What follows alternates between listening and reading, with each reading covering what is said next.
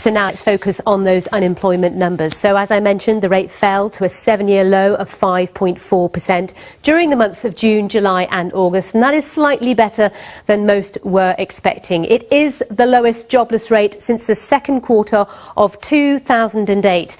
The Office for National Statistics shows the number of people out of work fell by 79,000 to 1.7 million. The number of people in work rose by 140,000.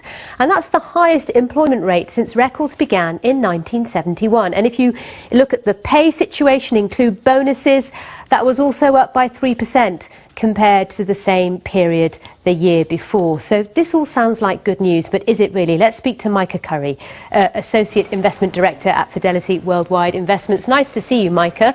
So lots of numbers, you know, records here, the best since 2008, the best since records began. Is it as good as it sounds?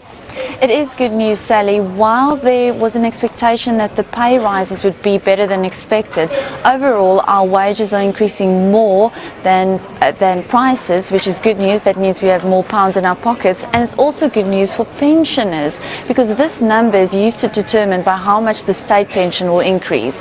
Under something known as the triple lock guarantee, introduced by the government, state pensions, basic rate state pensions, increase by whatever is highest out of CPI, inflation, average earnings and 2.5%. Now, average earnings is the highest number out of those three, which means the state pension will increase remarkably come next year. So it sounds in a way, doesn't it, like we've got a jobs-rich recovery going on here, and even youth unemployment improved significantly during this time. Do we know any reasons why that was a change?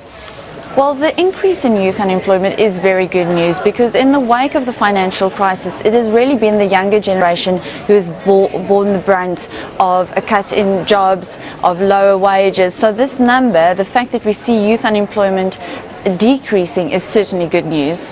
In terms of interest rates, everybody wants to look in the crystal ball now and think, when will the Bank of England make its move?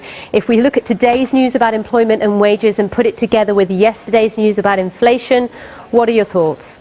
Well, while our wages are increasing slightly, this isn't putting pressure on companies yet to increase prices, because we have these temporary factors like the collapse in the oil price, which means petrol prices are lower, the ongoing supermarket price discount war, and of course the strong pound, which keeps a lid on import costs. So that means that inflation will stay low, and as long as inflation is low, we won't see interest rates rising anytime soon, possibly the end of next year, even further out to 2017.